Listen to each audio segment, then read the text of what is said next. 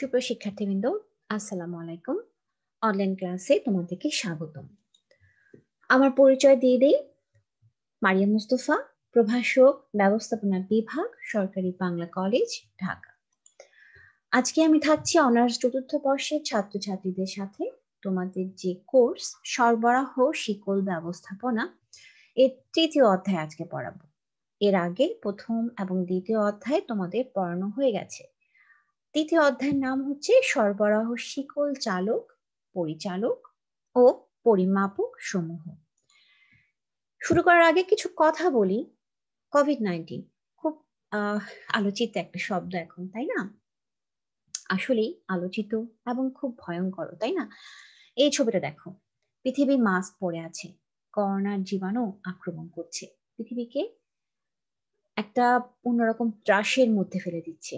হ্যাঁ, এখন কিন্তু অবস্থা এমনটি দাঁড়িয়েছে। এজন্য আমাদের সবাইকে খুব সাবধান থাকতে হবে, কিছু জিনিস মেনটেন করতে হবে, হাতে গ্লোভস পরতে হবে, মাস্ক পরতে হবে, সবসময় স্যানিটাইজেশনের মধ্যে থাকতে হবে, সোশ্যাল ডিস্টেন্স মেনটেন করতে হবে, সবকিছু জীবাণুমুক্ত করার জন্য চেষ্টা করতে হবে এবং করমর্দন করা যাবে না। তো এই জিনিসগুলো আমরা মেনটেন করতে হবে। তো যদি আমরা মেনটেন করতে পারি তাহলে ইনশাল্লাহ আমরা সবাই সুস্থ থাকবো, করোনা আমাদের অ্যাটাক করতে পারবে না। তো চলো শুরু করা যাক আমাদের পড়ায়। আমরা কি আছে আমাদের এই চ্যাপ্টারে আমরা সেটাই পড়ব। সরবরাহ শিকল চালক, পরিচালক ও পরিমাপক সমূহ। সরবরাহ শিকল কার্যক্রমে বেশ কিছু প্রভাবক সরাসরি এবং পরোক্ষভাবে প্রভাবিত করে। বর্তমান প্রতিযোগিতামূলক ব্যবসার জগতে এই সকল প্রভাবক বা শক্তিসমূহ যে কোনো প্রতিষ্ঠানের বিদ্যমান কার্যপন্থা বা প্রক্রিয়া কোনো আকৃতির জন্য কাজ করে থাকে। প্রতিষ্ঠানও প্রতিযোগিতায় টিকে থাকার জন্য কার্যপন্থা পরিবর্তনে বাধ্য হয়। আমরা এই অধ্যায়ে প্রথমে এই সকল প্রভাবক বা পরিচালক সম্বন্ধে ধারণা লাভের চেষ্টা করব। এছাড়া সরবরাহ শিকল ব্যবস্থাপনায় যে সকল যৌক্তিক বা পারস্পরিক ক্রিয়াগত পরিচালক কাজ করে তার বিস্তারিত আলোচনা করব। যৌক্তিক চালকগুলো যেমন ধরো সুযোগ সুবিধা মজুদ ও পরিবহন, এবং ক্রস ফাংশনাল চালকগুলো যেমন ধরো তথ্য সোর্সিং এবং মূল্য নির্ধারণ, সাপ্লাই চেইন ডিজাইন পরিকল্পনা ও কার্য সম্পাদনে কিভাবে ব্যবহৃত হয় তা বর্ণনা করা হবে। সাপ্লাই চেইন পারফরমেন্স মূল্যায়নে অনেকগুলো পরিমাপক রয়েছে। তাছাড়া সরবরাহ শিকল ব্যবস্থাপককে নানাবিধ বাধা মোকাবেলা করতে হয়। আমরা এই অধ্যায়ে এই সকল পরিমাপক এবং বাধা বিপত্তি সম্বন্ধে পরিচিত হব। প্রথমেই চলে আসে সাপ্লাই চেইন উন্নয়নের প্রবর্তক। শক্তিশালী ক্ষমতা অর্জনকারী ক্রেতা। যে সকল শক্তি বা পক্ষসমূহ সাপ্লাই চেইন উন্নয়নে বিশেষ করে আধুনিকায়নে সহায়তা করে বা করছে সেগুলোকে সাপ্লাই চেইন উন্নয়নের প্রবর্তক হিসেবে গণ্য করা হয়। এই সকল প্রবর্তক সমূহ সাপ্লাই চেইনের পদ্ধতির পরিবর্তনে প্রভাব ফেলে। প্রথমে আসি এক নম্বর পয়েন্ট, শক্তিশালী ক্ষমতা অর্জনকারী ক্রেতা। আসলে বলছে এটাকে এম্পাওয়ার্ড কাস্টমার বলা যেতে পারে। এখানে সাপ্লাই চেইন উন্নয়নে ক্রেতার ভূমিকা সবচেয়ে গুরুত্বপূর্ণ। বর্তমান সময়ের ক্রেতা বা ভোক্তাগণ অতীতে যে কোনো সময়ের ক্রেতাগণের চেয়ে বেশি তথ্য সমৃদ্ধ, এটা আমরা জানি, তাই না? কেননা আধুনিক সময়ে ক্রেতাগণ সহজেই পণ্য সম্পর্কে তথ্য পেতে পারে এবং তাদের সামনে বিভিন্ন মানের ব্র্যান্ডের ও সাইজের যথেষ্ট পণ্য বিদ্যমান। অতীতের ক্রেতাদের বিকল্প তথ্য নির্বাচনের সুযোগ ছিল অত্যন্ত কম। এখনো অনেক উন্নয়নশীল দেশের ক্রেতাগণের সুযোগ সুবিধা কম, তবে অনেক সময় তাদের কাঙ্ক্ষিত পণ্য পেতে উৎপাদনকারী বা সরবরাহকারীর করুণার উপর নির্ভর করতে হয়। 1960 থেকে 1970 দশকে একটি মোটর সাইকেল বা স্কুটার ক্রয়ের জন্য ক্রেতাকে প্রায় 6 থেকে 7 দিন পর্যন্ত অপেক্ষা করতে হতো। কিন্তু বর্তমানে ক্রেতাদের সামনেই রয়েছে বিভিন্ন ধরনের ও ব্র্যান্ডের মোটর সাইকেল। সুতরাং ক্রেতারা এখন পণ্যের চাহিদা, সেবা এবং ভ্যালুর ক্ষেত্রে চালকের আসনে রয়েছে এবং প্রতিযোগিতামূলক ব্যবসার জগতে পণ্য বা সেবা ক্রেতার চাহিদা ও পছন্দের সাথে সামঞ্জস্য না হলে সহজেই অন্য প্রতিষ্ঠানের পণ্যের দিকে আকৃষ্ট হতে পারে। সেখান থেকে ক্রেতার ভ্যালু বা সেবা অর্জন করতে পারে। উদাহরণস্বরূপ ভারতের বিখ্যাত বাজাজ অটো লিমিটেডের কথা বলা যেতে পারে। তোমার নাম শুনেছো নিশ্চয়ই। তারা প্রাথমিক অবস্থায় ক্রেতা সন্তুষ্টির কথা না ভেবে ভেসপাস বাইকের নকশা বা আকর্ষণীয়তার দিকে গুরুত্ব দেয়নি, ফলে তারা বাজারের অবস্থান ধরে রাখতে পারেনি। পরবর্তীতে ভেসপা এর বিপরীতে আধুনিক প্রযুক্তির সম্মানে নতুন নতুন মডেলের আকর্ষণ সৃষ্টিকারী মোটরসাইকেল বাজারে নিয়ে আসে এবং ক্রেতার সন্তুষ্টি অর্জনের সমর্থ হয়। তো এরকম হয় আসলে, যদি আমরা কাস্টমারদের স্যাটিসফ্যাকশনের কথা না ভাবি, তাহলে কিন্তু আমরা বিশাল বড় রকম একটা ধরা খেতে পারি, অর্থাৎ লসের সম্মুখীন হতে পারি। তো এটা খুবই গুরুত্বপূর্ণ একটা ব্যাপার। ক্ষমতার এই ধরনের রদবদলে শিল্পের নেতৃত্বস্থানীয় প্রতিষ্ঠান সমূহ সরবরাহ শিকল ব্যবস্থাপনা উন্নয়নের দিকে নজর দিচ্ছে। নাম্বার 2, 2 নম্বর পয়েন্টটি খুব গুরুত্বপূর্ণ, তথ্য প্রযুক্তির হাতিয়ার উপকরণের উন্নয়ন। আমরা কিন্তু পড়ছি সাপ্লাই চেইন উন্নয়নের প্রবর্তক। প্রবর্তক বলতে যে জিনিসগুলো সাপ্লাই চেইন ডেভেলপমেন্টের ক্ষেত্রে খুবই বড় ভূমিকা পালন করে। এর 2 নম্বর হচ্ছে তথ্য প্রযুক্তি। বিগত কয়েক দশকে তথ্য প্রযুক্তির হাতিয়ারের বিস্ময়কর উন্নয়ন সরবরাহ শিকল ব্যবস্থাপনা ধারণা উন্নয়নে বিশ্বব্যাপী ভূমিকা রেখেছে। বর্তমান সময় তথ্য প্রযুক্তি সামগ্রী ছাড়া সাপ্লাই চেইন এবং সফলতা অর্জন করা প্রায় অসম্ভব। এই সকল হাতিয়ার ছাড়া আন্ত কোম্পানি কার্যক্রম নিয়ন্ত্রণ এবং সমন্বয় সম্ভব নয়।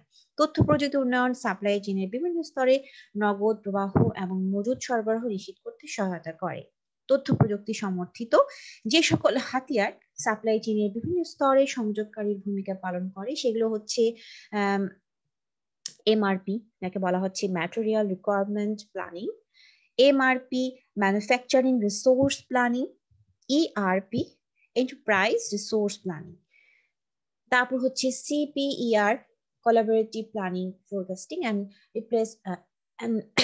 রিপ্লেনিশমেন্ট, replenishment, VMI vendor manage inventory, TAV total assets visibility, VM velocity management, POS point of sales ইত্যাদি। এগুলো নিয়ে আলোচনা হবে, এগুলো নিয়ে আমি আরো আলোচনা করব সামনে। আমি এটা নিয়ে আরো একটু বিস্তারিত আলোচনা করব। আপাতত আমরা এই পয়েন্টটা নিয়ে একটা সংক্ষিপ্ত ধারণা পোষণ করি। এছাড়া চেইন লেভেল কার্য সম্পাদন পরিমাপের হাতিয়ার, যেটা বলা হচ্ছে SCOR, ব্যবস্থাপনাকে কার্য নিয়ন্ত্রণ এবং কার্য মূল্যায়নে সহায়তা করে।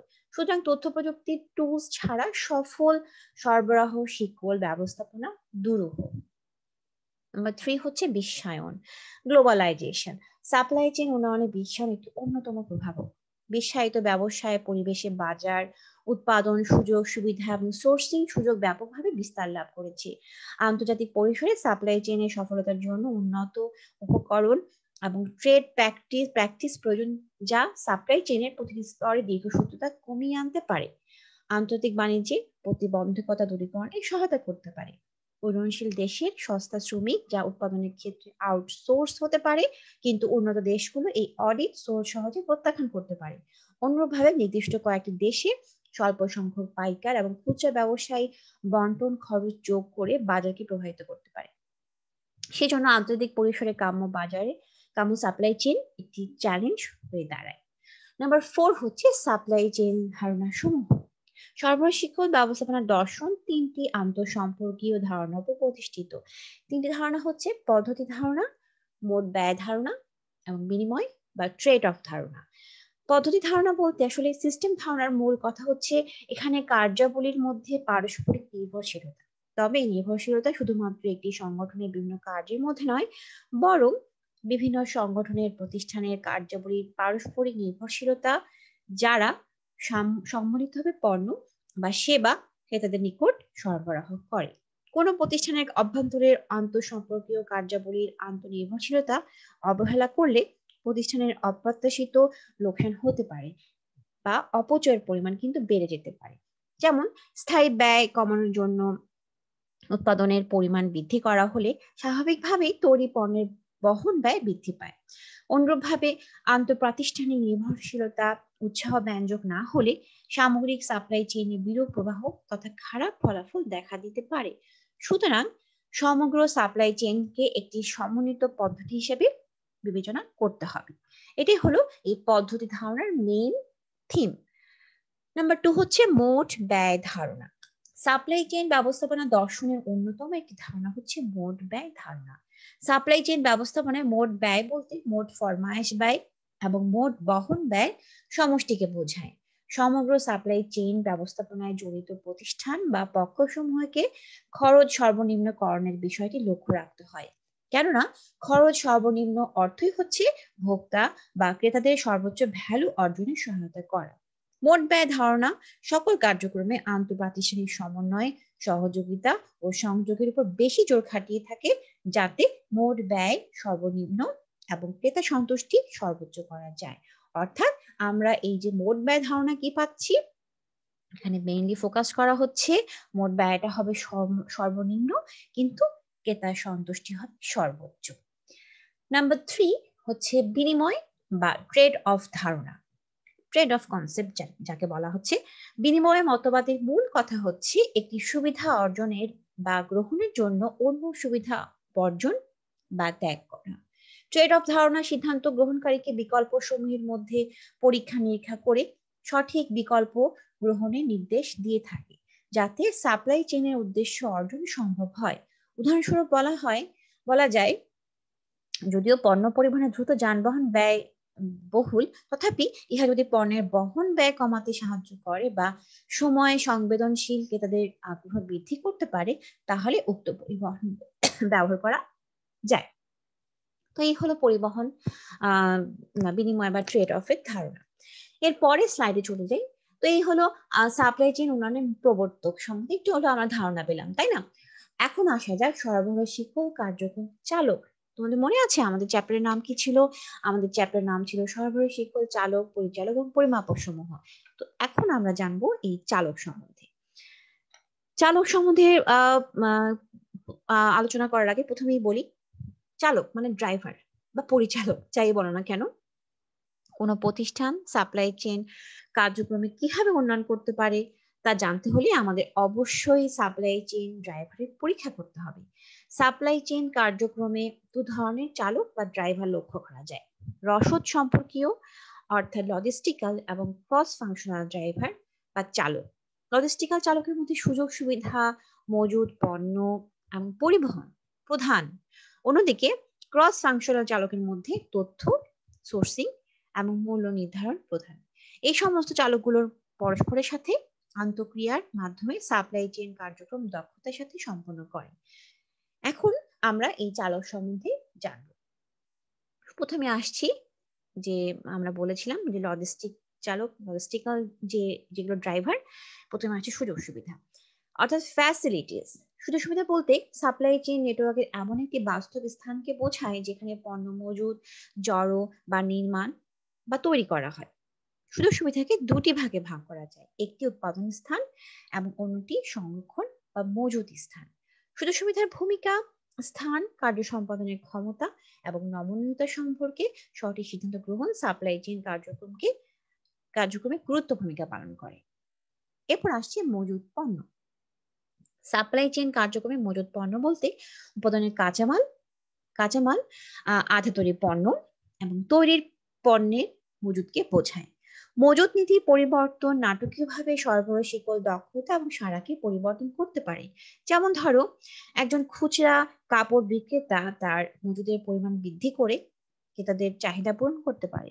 তবে খুচরা ব্যবসায়ী যদি দক্ষ না হন, তবে মজুদ বৃদ্ধির সাথে সাথে তার বহন ব্যয় কিন্তু বৃদ্ধি পাবে। সেক্ষেত্রে কিন্তু অনেক মজুদ বৃদ্ধি না করে লিড টাইম কমিয়ে ক্রেতাদের চাহিদা মেটাতে চেষ্টা করেন সেক্ষেত্রে তারা। এই হলো মজুদ পণ্যের ধারণা। তারপর আসে পরিবহন, ট্রান্সপোর্টেশন। সাপ্লাই চেইন ব্যবস্থাপনায় পরিবহন পণ্য, মজুদ পণ্য স্থানান্তরে সাহায্য করে। পণ্য বা সেবা স্থানান্তরের বিভিন্ন বাহন ও গমন পথের সমন্বিত রূপই হলো পরিবহন। সাপ্লাই চেইন দক্ষতার উপর পরিবহন নির্বাচনে যথেষ্ট প্রভাব রয়েছে। যেমন কোনো কোম্পানি পণ্য সরবরাহের জন্য দ্রুত পরিবহন ব্যবস্থার আশ্রয় নিয়ে ক্রেতা সন্তুষ্টি অর্জন করতে পারে। তবে এক্ষেত্রে খরচ বৃদ্ধির কারণে সাপ্লাই চেইন দক্ষতা কমতে পারে। সুতরাং আমাদের মাথায় রাখতে হবে পরিবহন যে সুবিধাটা আমরা নিচ্ছি, এটাতে খরচটা কেমন আসছে। তো খরচটা খুব বেশি আসে তাহলে আমাদের সেই পরিবহন বা সেটা বাদ দিতে হবে, বা সেটা মিনিমাইজ করার চেষ্টা করতে হবে যে কি করলে আমাদের পরিবহন খরচটা কমে আসে, এটা ফাইন্ড আউট করতে হবে। নাম্বার 4 হচ্ছে তথ্য, ইনফরমেশন।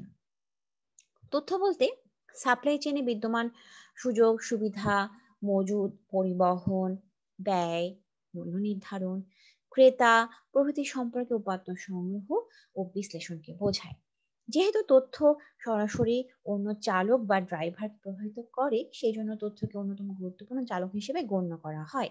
তথ্য ব্যবস্থাপনাকে সাপ্লাই চেইন দক্ষতা ও কার্যকারিতায় যথেষ্ট সাহায্য করে, কেননা সঠিক তথ্যই ক্রেতাদের চাহিদা সম্পর্কে সঠিক চিত্র তুলে ধরতে পারে। 7-Eleven জাপান কোম্পানি শক্তিশালী তথ্য ব্যবস্থাপনার মাধ্যমে সাপ্লাই চেইন ব্যবস্থাপনার প্রকৃত দক্ষতা আনতে সক্ষম হয়েছে। এখানে আমরা একটা এক্সাম্পল দিলাম আর কি। 7-Eleven জাপান এই কোম্পানিটি শক্তিশালী কোম্পানি এবং এরা কিন্তু এই ইনফরমেশন, এই যে এইটা ইনফরমেশন ম্যানেজমেন্টের মাধ্যমে তারা সাপ্লাই চেইন ম্যানেজমেন্টকে আরো বেশি দক্ষ করে তুলতে পেরেছে। নাম্বার 5 হচ্ছে সোর্সিং, যে বা যারা সাপ্লাই চেইনে চেইনের কোনো নির্দিষ্ট কাজ সমাধান করে তাকে আমরা বা তাদেরকে সোর্সিং বলা হয়। অর্থাৎ সাপ্লাই চেইনের কাজগুলো যেমন ধরো যে উৎপাদন, মজুতকরণ, পরিবহন ও তথ্য ব্যবস্থাপনা, এই কাজগুলো কি করে এরা সমাধান করে। হ্যাঁ, তাদেরকে আমরা সোর্সিং বলছি। সোর্সিং নির্ধারণ সাপ্লাই চেইনের দক্ষতার উপর প্রভাব বিস্তার করে। সাধারণত স্ট্র্যাটেজিক লেভেলে নির্ধারিত হয় কোন কাজগুলো প্রতিষ্ঠান নিজে করবে এবং কোন কাজগুলো বাইরের উৎস দ্বারা করা হবে। অর্থাৎ হচ্ছে যে আমরা কাকে সোর্স হিসেবে নিয়োগ করব, এটা ডিপেন্ড করছে আমার দক্ষতার উপর, আমার স্ট্র্যাটেজির উপর। হ্যাঁ, এটা খুব গুরুত্বপূর্ণ একটা ব্যাপার। আমরা একটা এক্সাম্পল দিতে পারি, যেমন ধরো যে মটোরোলা কোম্পানির নাম তোমরা শুনেছো তাই না? মটোরোলা কোম্পানি তাদের উৎপাদনের জন্য চায়না উৎপাদনকারীগণকে আউটসোর্স হিসেবে ব্যবহার করে দক্ষতা বাড়াতে সক্ষম হলেও দূরত্বের কারণে সারা অর্থাৎ রেসপন্সিভনেস অর্জনে ব্যর্থ হয়েছে। ঠিক আছে, এটাও কিন্তু হয় যে আমি যাকে সোর্স হিসেবে নিয়োগ করলাম সে কি আমার কাছে সে কি সেটা কি খুব কনভিনিয়েন্ট, আমার কি খুব কাছে নাকি তার ডিস্টেন্স অনেক বেশি, কারণ আমি সেই ডিস্টেন্সটা মেনটেন করতে গিয়ে আমার খরচও কিন্তু বাড়বে। এটা কিন্তু মোটেও বুদ্ধিমানের কাজ হবে না। সো সোর্সিং নির্ধারণ করাও খুব গুরুত্বপূর্ণ একটা কাজ এবং এটা দক্ষতার উপর ডিপেন্ড করছে। নাম্বার 6 হচ্ছে মূল্য নির্ধারণ, প্রাইসিং। মূল্য নির্ধারণ বলতে কোন ফার্ম তার পণ্য বা সেবার উপর যে দাম ধার্য করে তাকে বোঝায়। সাপ্লাই চেইনের দক্ষতা এবং সফলতা অনেকাংশে প্রাইসিং এর উপর নির্ভর করে, কেননা মূল্য নির্ধারণ সরাসরি ক্রেতা আচরণকে প্রভাবিত করে। আমাদের মনে রাখতে হবে যেই আমরা যে চালকগুলোর কথা বলছি এরা কিন্তু স্বাধীনভাবে কাজ করে না এবং তারা একে অপরের সাথে ইন্টারঅ্যাক্টের মাধ্যমে সাপ্লাই চেইনের কার্যকারিতা নির্ধারণ করে। এটা আদর্শ সাপ্লাই চেইন নকশা ও কার্যক্রম এই সমস্ত আন্তঃক্রিয়াশীলতাকে গুরুত্বের সাথে বিবেচনা করে। অর্থাৎ আমরা কি পড়লাম এখন, আমরা এই স্লাইডে দেখলাম সরবরাহ শিকল কার্যক্রমের চালক সমূহ কি কি, এবং সবচেয়ে ইম্পর্টেন্ট বিষয় হচ্ছে এরা কিন্তু একে অপরের সাথে ইন্টারলিঙ্ক, একটাকে আরেকটা ছাড়া কিন্তু চলতে পারবে না। সুতরাং সবকটাকে নিয়ে কিন্তু একটা আদর্শ সাপ্লাই চেইন ম্যানেজমেন্ট বলা যায় এস্টাবলিশ হবে, তাই না? সবগুলোকে নিয়ে একটা আদর্শ সাপ্লাই চেইন ম্যানেজমেন্ট এস্টাবলিশ করার জন্য এই সবগুলো পয়েন্ট আমাদের জানা দরকার। এর পরের পয়েন্টে আমরা যাই। এর পরের পয়েন্টে দেখো, এর পরের পয়েন্টে আছে সুযোগ সুবিধার ভূমিকা। সুযোগ সুবিধা নিয়ে আমরা আলোচনা করেছিলাম, এটা কি ছিল বলতো? লজিস্টিক্যাল চালক। এখানে সুযোগ সুবিধা ভূমিকা নিয়ে আলোচনা করতে গিয়ে প্রথমে বলি যে আসলে সুযোগ সুবিধা ভূমিকা খুবই গুরুত্বপূর্ণ ভূমিকা পালন করে আমাদের সাপ্লাই চেইন এবং প্রতিযোগিতামূলক এই বাজারে। এটাকে আমরা দুই ভাগে ভাগ করতে পারি, সাপ্লাই চেইনের ভূমিকা আর একটা হচ্ছে প্রতিযোগিতামূলক কৌশলের ভূমিকা। সাপ্লাই চেইনের ভূমিকা আসলে কি বলা যেতে পারে? দেখো, আমরা জানি সুযোগ সুবিধা হচ্ছে একটি স্থান যেখানে মজুদ পণ্য তথা পণ্য সামগ্রীর উৎপাদন, মজুদ অথবা সংরক্ষিত হয়, তাই না? সুতরাং সুযোগ সুবিধা ছাড়া সাপ্লাই চেইন কার্যক্রম কল্পনাই করা যায় না, কেননা পণ্য বা সেবা সামগ্রী কোথায় উৎপাদন হবে, কোন স্থান থেকে কোন স্থানে স্থানান্তরিত হবে, কোথায় মজুদ বা সংরক্ষণ করা হবে ইত্যাদি যথাযথ উত্তর আমরা সুযোগ সুবিধা থেকে পেয়ে থাকি। গন্তব্য ছাড়া যেমন মাঝি তার নৌকা চালাতে পারে না, তেমনি সুযোগ সুবিধা ছাড়া সাপ্লাই চেইন পণ্য সামগ্রী স্থানান্তরিত হতে পারে না। সেই জন্যই সাপ্লাই চেইনের সুযোগ সুবিধার ভূমিকা বাড়িয়ে বলার অবকাশ নেই। সেই জন্য বলা হয় within a facility inventory is either transformed into another state or it is stored. সুতরাং বুঝতেই পারছো এর গুরুত্ব কতটা। নাম্বার 2 হচ্ছে প্রতিযোগিতামূলক কৌশলের ভূমিকা, role in the competitive strategy. কোনো প্রতিষ্ঠানের প্রতিযোগিতামূলক রণকৌশল নির্ধারণ বা প্রতিযোগিতামূলক সুবিধা অর্জনে সুযোগ সুবিধা গুরুত্বপূর্ণ ভূমিকা পালন করে। সাপ্লাই চেইন কার্যক্রমে দক্ষতা অর্জন এবং প্রতিযোগিতা সুযোগ সুবিধা অর্জনে ক্রেতা বা ভোক্তাদের চাহিদা দ্রুত মেটানোর ক্ষেত্রে সুযোগ সুবিধার বিকল্প নেই। এ প্রসঙ্গে বলা হয় facilities are the key driver of supply chain performance in terms of responsiveness and efficiency. যেমন উদাহরণস্বরূপ বলা যায় কোনো কোম্পানি যদি একটি মাত্র উৎপাদন কেন্দ্রে একটি নির্দিষ্ট পণ্যের সামগ্রিক উৎপাদন সম্পাদন করে বা একটি গুদামে একই পণ্যের সামগ্রিক মজুদ সংগ্রহ করে, তবে বৃহদায়তন উৎপাদন এর সুবিধা ভোগ করে। আমরা জানি কোম্পানির ভোক্তা বা সাধারণ ক্রেতা বর্গ কোম্পানির পণ্যের উৎপাদন কেন্দ্র থেকে বহু দূরে অবস্থান করতে পারে। সেজন্য ক্রেতা সাধারণের প্রয়োজন তথা চাহিদা দ্রুততার সাথে মেটাতে কোম্পানিকে বাজার কার্যক্রমে গুদাম ঘরের আশ্রয় নিতে হয়। অর্থাৎ লোকেশন ফ্যাসিলিটিস যদি ক্রেতা বা ভোক্তার কাছাকাছি হয়, তবে তাৎক্ষণিকভাবে ক্রেতাদের চাহিদার প্রতি কোম্পানি সাড়া দিতে পারে, ফলে কোম্পানি প্রতিযোগিতামূলক সুবিধা অর্জন করতে পারে। তাছাড়া শিল্প কারখানা স্থানীয়করণ সেখানে ঘটেছে, কোম্পানি যদি তার কারখানা সেখানে স্থাপন করে তবে অনেক ধরনের সুবিধা পেতে পারে, যা কোম্পানিকে প্রতিযোগিতামূলক সুবিধা এনে দেয়।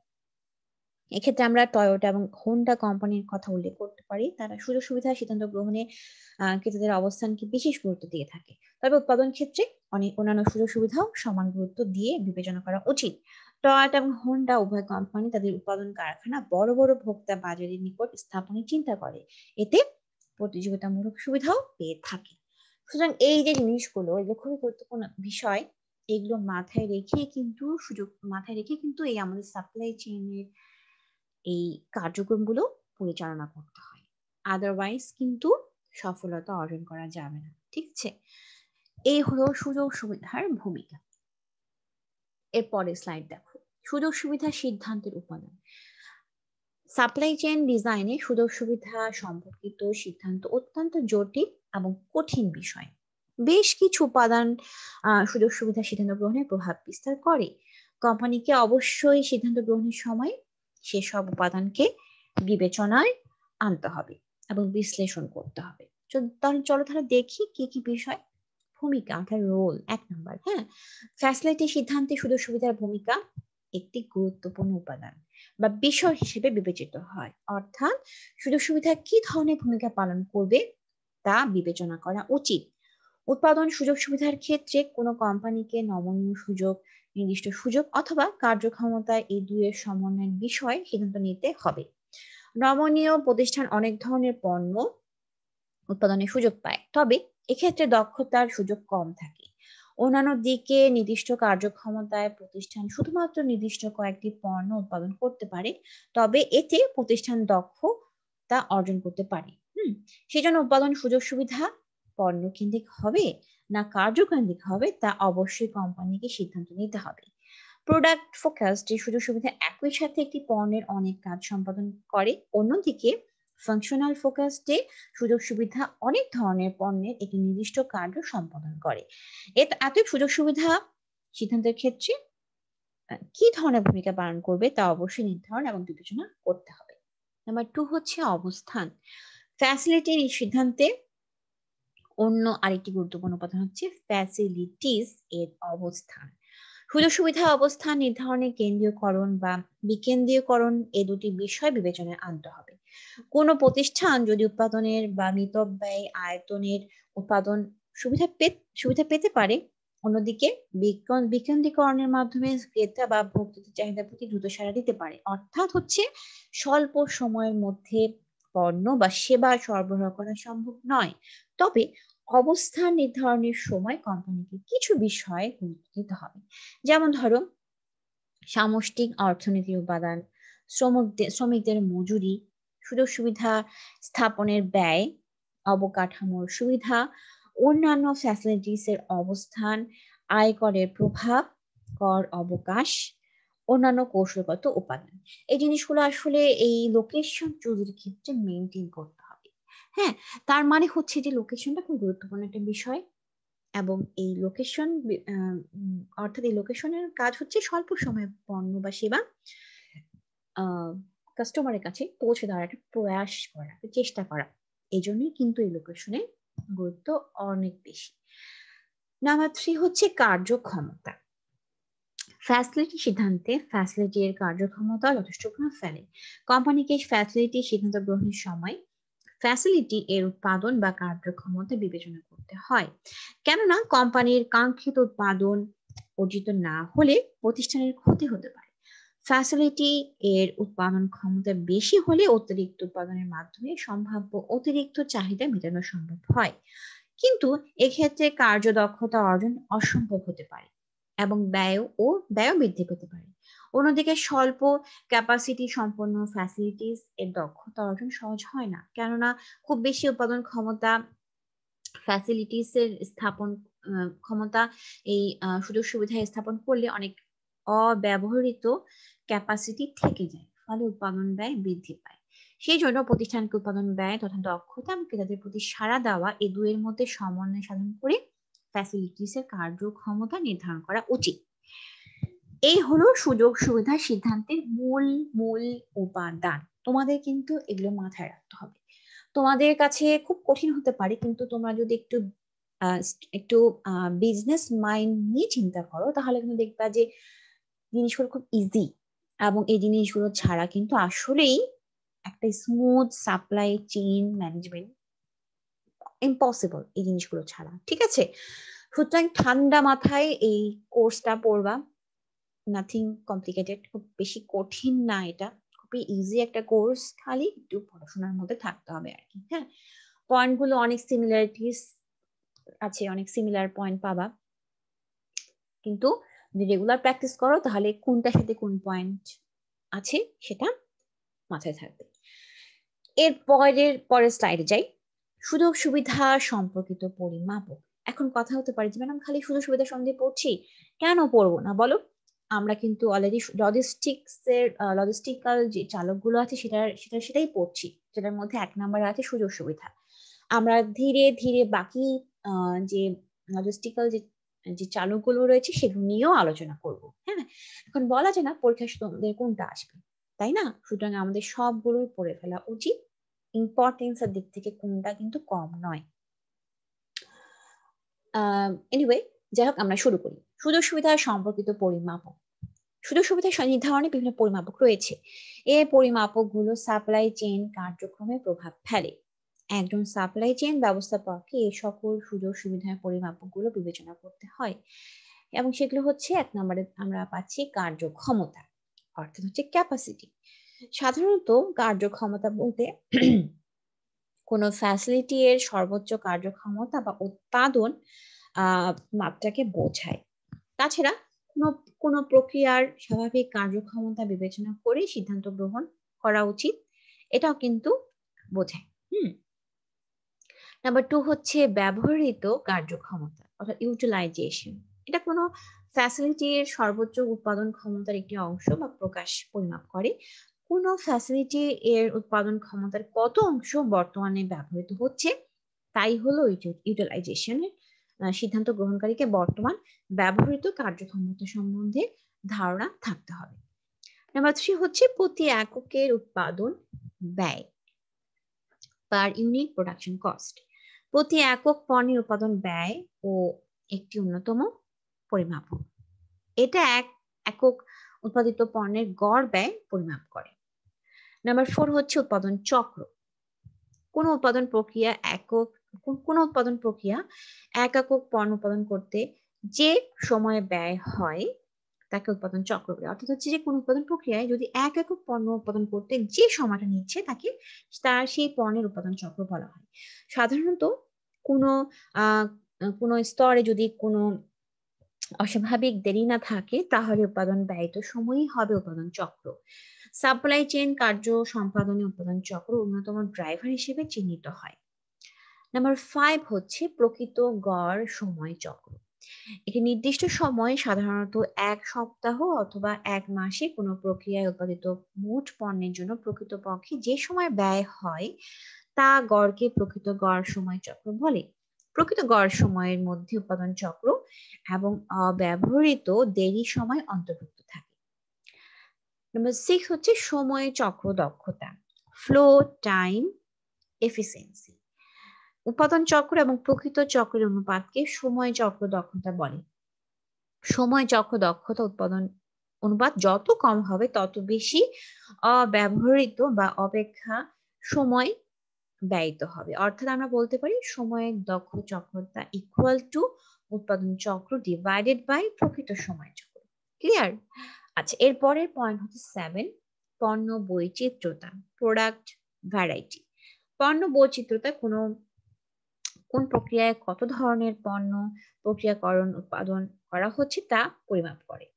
প্রোডাক্ট ভ্যারাইটি এর ক্ষেত্রে প্রক্রিয়াকরণ সময় এবং ব্যয় উভয় বৃদ্ধি পায়। নাম্বার 8 হচ্ছে অলস সময়, আইডল টাইম। অলস সময় বলতে প্রক্রিয়া কার্য উপযোগী করা তথা সংস্থাপন সময়কে বোঝায় যখন কোনো পণ্য উৎপাদিত হয় না। নাম্বার 9 হচ্ছে মান হারানো। ত্রুটিজনিত কারণে উৎপাদনের যে ক্ষতি বা ঘাটতি হয় তা মান হারানো পরিমাপক দ্বারা পরিমাপ করা যায়। যত বেশি ত্রুটিযুক্ত পণ্য উৎপাদন হবে তত বেশি মান হারাতে থাকবে। অর্থাৎ হচ্ছে কোয়ালিটি তখনই খারাপ হবে যখন আমরা বেশি ত্রুটিযুক্ত পণ্য প্রোডাকশনে যাব। হ্যাঁ, তো আমাদের খেয়াল রাখতে হবে আমাদের পণ্য যেন ত্রুটিবিহীন থাকে। নাম্বার 10 হচ্ছে উৎপাদন সেবা স্তর, প্রোডাকশন সার্ভিস লেভেল। উৎপাদন সেবা স্তর দ্বারা সময় মতো পণ্যের অর্ডার কতটুকু সম্পাদন করা যায় তা বোঝায়। অর্থাৎ it measures the fraction of production orders completed on time and in full. সুতরাং পরিশেষে আমরা যেটা বলতে পারি, সাপ্লাই চেইন কার্যক্রমে সুযোগ সুবিধা সম্পর্কে সিদ্ধান্ত গ্রহণে যে পয়েন্টগুলো আমরা আলোচনা করলাম, অর্থাৎ যে পরিমাপকগুলো আমরা আলোচনা করলাম, সেগুলো ব্যবস্থাপনাকে যেমন সহায়তা দেয় তেমনি ব্যবস্থাপনাকেও ব্যবস্থাপনাকেও পরিমাপকগুলো যথাযথভাবে বিবেচনায় এনে সিদ্ধান্ত করতে হয়। অর্থাৎ আমাদেরকে এই পয়েন্টগুলো ব্যাপারে ভেবেচিন্তে ডিসিশন নিতে হবে। ঠিক আছে? তো এই হলো সুযোগ সুবিধা সম্পর্কিত পরিমাপক। এরপরে পয়েন্টে আমরা যাই, পরের স্লাইডে আমরা যাই। ইনভেন্টরি বা মজুদের ভূমিকা। তোমরা ইনভেন্টরি সম্বন্ধে জেনেছো। ইনভেন্টরি ওয়ার্ডটা তোমাদের কাছে ফ্যামিলিয়ার, কারণ তোমরা অলরেডি 4th ইয়ারের স্টুডেন্ট। তোমরা যেহেতু কমার্স রিলেটেড সাবজেক্টে পড়ছো, ইনভেন্টরি তোমাদের জানার কথা। আজকে এই ইনভেন্টরি বা মজুদের ভূমিকা নিয়ে আলোচনা করব। সাপ্লাই চেইন কার্যক্রমের দক্ষতা এবং প্রতিযোগিতামূলক সুবিধা অর্জনে মজুদ পণ্য গুরুত্বপূর্ণ ভূমিকা পালন করে। কেননা ইনভেন্টরি ছাড়া সাপ্লাই চেইন কার্যক্রম কল্পনা করা যায় না, তাই না? আমরা মজুদ ছাড়া কি সাপ্লাই চেইন কল্পনা করতে পারবো? পারবো না। মজুদ খুবই গুরুত্বপূর্ণ একটা বিষয় আমাদের সাপ্লাই চেইন ম্যানেজমেন্টে। প্রথমে আসি, এর খেয়াল করে দেখো, আমরা যখন সুযোগ সুবিধা ভূমিকা পড়েছিলাম সেখানেও কিন্তু দুটা পয়েন্ট ছিল, সাপ্লাই চেইনের ভূমিকা এবং প্রতিযোগিতামূলক কৌশলের ভূমিকা। ঠিক তেমনই ইনভেন্টরির ক্ষেত্রে কিন্তু ভূমিকা আলোচনা করতে গিয়ে আমরা এই দুটি অ্যাঙ্গেল থেকে চিন্তা করব। প্রথমে আসছি সাপ্লাই চেইনের ভূমিকা। সাধারণত সরবরাহ এবং চাহিদার মধ্যে অসামঞ্জস্যতার কারণে মজুদ পণ্যের উদ্ভব ঘটে।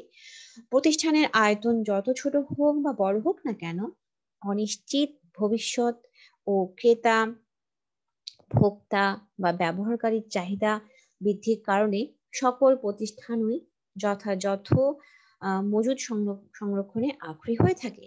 সাপ্লাই চেইনে মজুদের গুরুত্বপূর্ণ ভূমিকা রয়েছে। ক্রেতাদের চাহিদা সময় মতো পূরণে মজুদ পণ্য যথেষ্ট সহায়তা করে, কেননা পর্যাপ্ত মজুদ সংরক্ষিত থাকলে ক্রেতাদের হঠাৎ চাহিদা বা অতিরিক্ত চাহিদা মেটানো প্রতিষ্ঠানের পক্ষে সহজতর হয়। এছাড়া পর্যাপ্ত মজুদ ব্যয় উৎপাদন মাত্রার সাহায্যে উৎপাদন ব্যয় হ্রাস করতেও গুরুত্বপূর্ণ ভূমিকা রাখে। সমগ্র সাপ্লাই চেইন কার্যক্রমে বিভিন্ন ধরনের মজুদ বিভিন্ন স্থানে সংরক্ষণ করা হয়। এই সকল মজুদের মধ্যে কাঁচামালের মজুদ, আধা তৈরি পণ্যের মজুদ ও চূড়ান্ত পণ্যের মজুদ প্রধান। হ্যাঁ, সাপ্লাই চেইন কার্যক্রমের খরচের একটি অন্যতম উৎস হচ্ছে মজুদ পণ্য এবং ক্রেতাদের চাহিদা পূরণের সাথে এর ঘনিষ্ঠ সম্পর্ক রয়েছে। সেজন্য দেখা যায় অতিরিক্ত মজুদ সংরক্ষণে প্রতিষ্ঠানের মজুদ বহন ব্যয় বৃদ্ধি পায় এবং সেটা প্রতিষ্ঠানের দক্ষতার উপর বিরূপ প্রতিক্রিয়া পড়ে। কিন্তু ক্রেতাদের প্রতি রেসপন্সিভনেস বৃদ্ধি পায় তথা দ্রুততার সাথে পণ্য সরবরাহ নিশ্চিত করা যায়। অন্যদিকে স্বল্প সময়ে সরবরাহ করা সম্ভব হয় না। সুতরাং বলা যায় inventory has a significant impact on the material flow in a supply chain.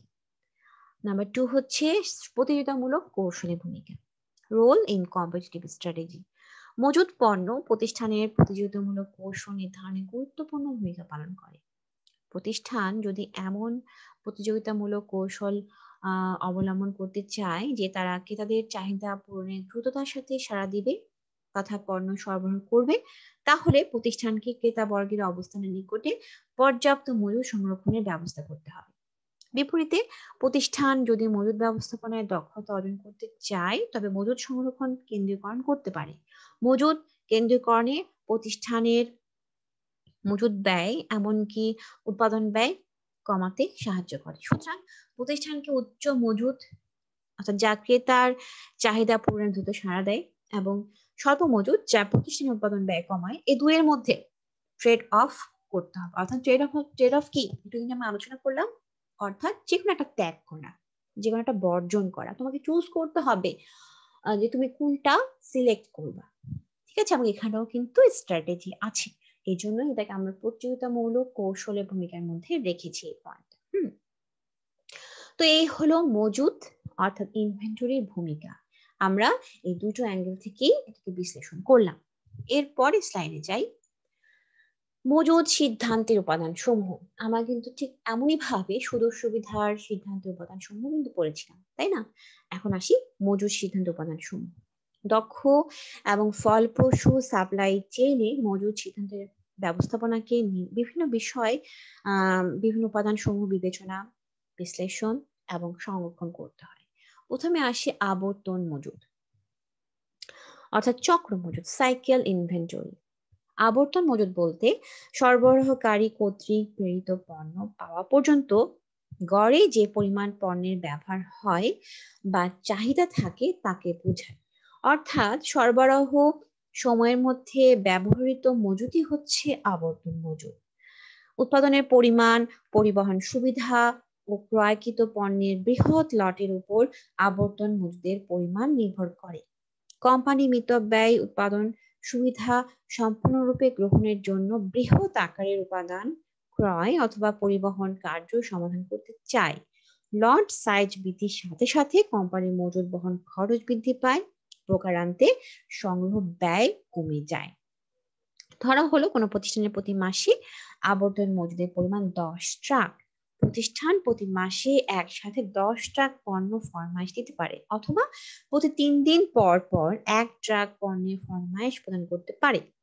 Supply chain ব্যবস্থাপককে দুটি বিষয় গুরুত্ব সহকারে বিবেচনা করতে হয়। একটি হচ্ছে পণ্য ব্যয়, অন্যটি হচ্ছে ফরমাইশ ব্যয়। মূলত ফরমাইশ ব্যয় এবং বহন ব্যয়ের ট্রেড অফ মজুদ সিদ্ধান্তে একটি গুরুত্বপূর্ণ বিষয়। অর্থাৎ এখানেও কিন্তু ট্রেড অফের একটা বিষয় চলে আসে। সুতরাং এটা খুব গুরুত্বপূর্ণ একটা বিষয়, তোমাদের মাথায় রাখতে হবে। নাম্বার 2 হচ্ছে নিরাপদ মজুদ। প্রত্যাশিত বা অনুমিত চাহিদার অতিরিক্ত চাহিদা পূরণের জন্য যে মজুদ সংরক্ষিত হয় তাকে নিরাপদ মজুদ বলা হয়। অনিশ্চয়তা মোকাবেলার জন্য নিরাপদ মজুদের প্রয়োজন হয়। যদি ভবিষ্যৎ পরিপূর্ণ অনুমান করা সম্ভব হয় তবে শুধুমাত্র আবর্তন মজুদ দ্বারা প্রয়োজন মেটানো সম্ভব হয়। কোম্পানি নিরাপদ মজুদ সংরক্ষণ করে অপ্রত্যাশিত অতিরিক্ত চাহিদা মেটানোর জন্য। সাপ্লাই চেইন ব্যবস্থাপক এর জন্য নিরাপদ মজুদের পরিমাণ নির্ধারণ একটি গুরুত্বপূর্ণ বিষয়। নাম্বার 3 হচ্ছে মৌসুমী মজুদ, সিজনাল ইনভেন্টরি। বিশেষ বিশেষ ঋতুতে বিশেষ পরিমাণ মজুদ সংরক্ষণই হচ্ছে মৌসুমী মজুদ। মৌসুমী মজুদ অনেকটা অনুমানযোগ্য। অতীত অভিজ্ঞতা থেকে মৌসুমী মজুদের পরিমাণ নির্ধারণ করা গেলেও সিদ্ধান্ত গ্রহণের ক্ষেত্রে ব্যবস্থাপককে দুটি বিশেষ বিষয় গুরুত্ব সহকারে বিবেচনা করতে হয়। কোম্পানি যদি খুব কম খরচ উৎপাদন ক্যাপাসিটি বৃদ্ধি করতে পারে, তবে তাকে সিজনাল প্রয়োজন মেটানোর জন্য অতিরিক্ত উৎপাদন করে মজুত রাখার প্রয়োজন পড়ে না। তবে যদি কোম্পানি সহজ উৎপাদনের পরিমাণ বৃদ্ধি না করতে পারে, তবে যে ঋতুতে চাহিদা কম সেই ঋতুতে স্বাভাবিক উৎপাদন থেকে মজুত সংরক্ষণ করে অতিরিক্ত চাহিদার সময় প্রয়োজন মেটাতে পারে। এই হলো মজুদের মৌসুমী মজুদ। নাম্বার 4 হচ্ছে পণ্যের পর্যাপ্ততার স্তর।